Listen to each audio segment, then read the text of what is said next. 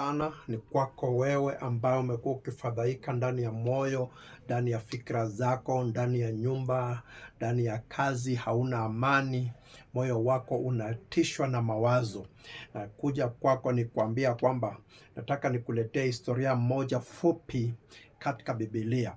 Familia hii ambayo ilishatoka katika uzao wa Nuhu ni familia ambayo imejawa tricks zake, na unapoisoma utaielewa vizuri, lakini kwa uchache nitakuza baadhi ya mambo.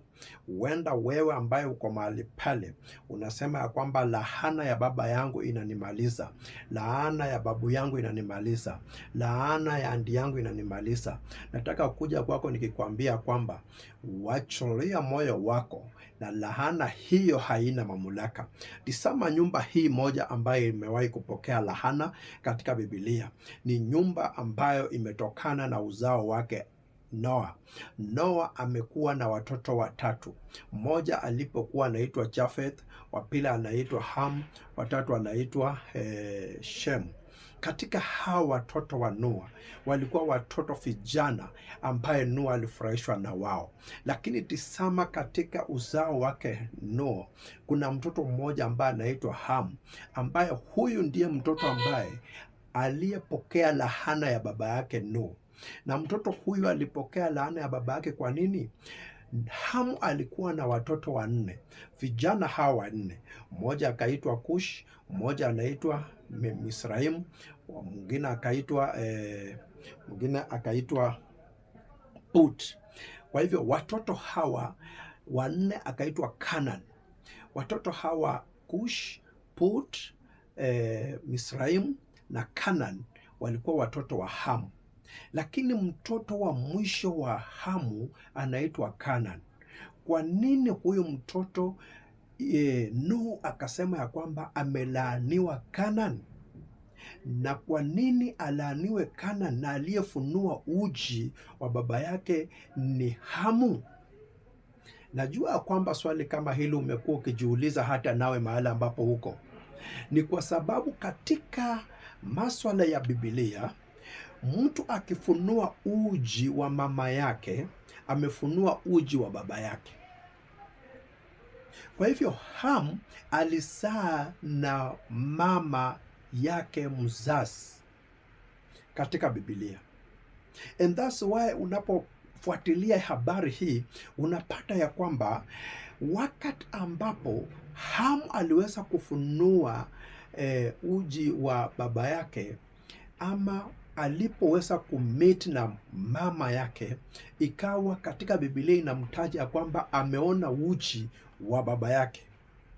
Na alipozaa mtoto Canaan, the last child katika hawa watoto wengine, maana hawa watoto wengine ndio walikuwa wakubwa, huyu Kush, Misraimu na Put walikuwa watoto wakubwa, lakini the youngest ambaye ndio Canaan, Hamu alizaa na mama yake, ambapo alipokuwa anazaa na mama yake, baba yake alikuwa amelewa.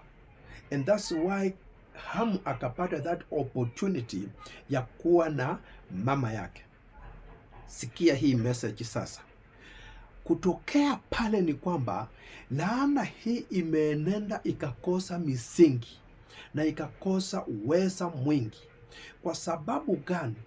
Canaan ndio nchi ya ahadi, na ndio jina nalopatianwa katika hiyo nchi ya ahadi, and is the fastest name in Israel. Israel imekuwa na majina karibu 12 ambaye imekuwa ikipewa, na every name it has his purpose. Kama unanipata sema amen. Wakati ambapo Canaan inakuwa formed, nchi ambayo Mungu anaipenda na ameiweka kama madhabahu. Nisikie vizuri. Canaan kwa nini anakuwa madhabahu ya Israeli?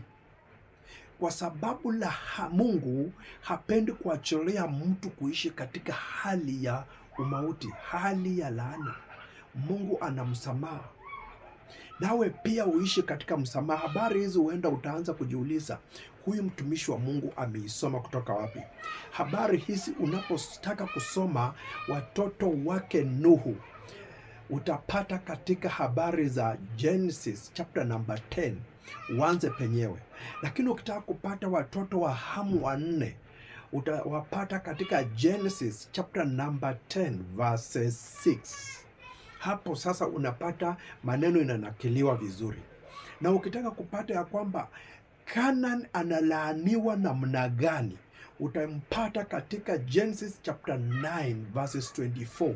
Hapo ndipo Canaan anatachwa ya kwamba analaaniwa, na sio Canaan aliyeona uji wa Nuhu, bali ni Ham baba yake aliyeona uji wa Nuhu. So jiulize, ni kwa nini badala Nuhu alaan Ham, why lahana inakuja kwa Canaan? Haiwezi teremuka kwa Canaan namna hivyo. Ni kwa sababu ndicho kitu kilichosalika kutoka ndani ya mama yake, ama mke wa Noa. Na kama unaponipata mahala ambapo uko, nataka nikwambia kwamba endelea pia na kusoma Genesis chapter number 9 verses 1. Utapata ya kwamba Biblia ina include ya kwamba Ham, he was blessed person. Hakuwa mtu ndani ya lahana, maana Mungu alimbariki. Vitu vyote vilivyotoka ndani ya safina vilikuwa vimebarikiwa, plus hawa watatu, Ham, Shem and Japheth, they were blessed children, blessed family. Bwana Yesu apewe sifa.